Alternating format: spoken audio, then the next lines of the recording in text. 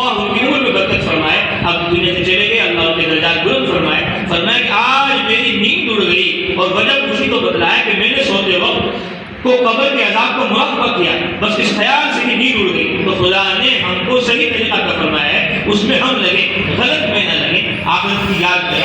بزرگوں نے تو ہماری کمزوری کا خیال رکھتے ہوئے بہت سے مراقبے اور مجاہدات کو ختم کر دیا, ورنہ پہلے اہل اللہ والے اتنا رگڑتے تھے کہ سارا عجب اور کبر کا جذبہ ختم ہو جاتا تھا, اور جب رضائل میں سے کوئی رضیلہ باقی نہیں رہتا اس کے بعد جا کر کہتے تھے کہ اب خدا کی طرف چلو. حضرت شاہ سعید صاحب گنگوہی رحمۃ اللہ علیہ کا مجاہدہ, حضرت شاہ سعید گنگوہی کا واقعہ سلسلے میں بڑا عجیب ہے اور کتابوں کے اندر بھی موجود ہے. چنانچہ جب یہ اپنے والد کی نسبت کو حاصل کرنے کے لیے بلخ پہنچے تو شیخ بلخی نے ان کا بڑا اعزاز و کرام کیا کہ صاحبزادہ تشریف لائے ہیں اور شہر سے باہر اپنے تمام مریدوں کے ساتھ استقبال کے لیے چند دنوں کے بعد آنے کی بس خوشی.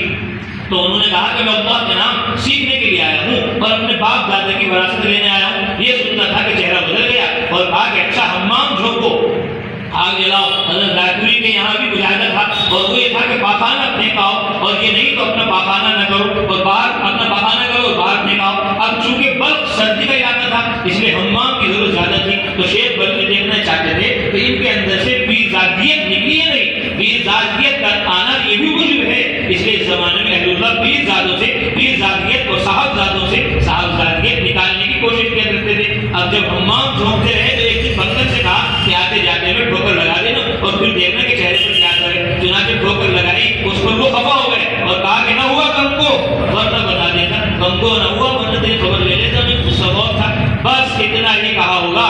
یہ سنا تو کہا کہ ابھی بھی صاحبزادیت کا اثر اور رئیسانہ شان نہیں گئی. پھر حمام جھونکتے رہے. پھر بھنگن سے کہا کہ اب کی بار ٹھوکر لگانا اور ریاست میں ڈال دینا. چنانچہ بزرگ بڑے آزماتے ہیں, ڈانٹتے ہیں اور ڈانٹ کر چہرے کو دیکھتے ہیں. جیسے حضرت مولانا رشید احمد گنگوہی رحمۃ اللہ علیہ قصہ ہے, ایک بار حضرت حاجی صاحب اور حضرت حافظ ضامن صاحب دونوں دسترخوان پر کھانے کے لیے بیٹھے تو حاجی صاحب نے حضرت مولانا گنگوہی کو دسترخوان سے دور بٹھا کر دال کا پیالہ دے دیا اور گوشت اپنے پاس رکھ لیا. حافظ ضامن صاحب نے کہا یہ کیا بے انصافی ہے, آپ نے مولانا کو دور بٹھایا اور دال کا پیالہ دیا. اس پر حاجی صاحب نے فرمایا کہ یہ تو ہماری طرف سے اعزاز ہے, ورنہ اختیار تھا کہ کتے کی طرح روٹی دے کر دروازے کو کھڑا کر دیتا.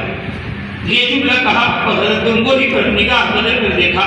چہرے کا رنگ بدلتا تو نہیں لیکن چہرے پر کوئی تغیر نہیں دیکھا, بلکہ اس وقت دل میں خیال کر رہے تھے کہ میں اس سے بھی کم کر دوں, میں اس سے بھی کم کر دوں. بس اس پر حضرت حاجی صاحب رحمۃ اللہ علیہ نے انہیں اجازت دے دی.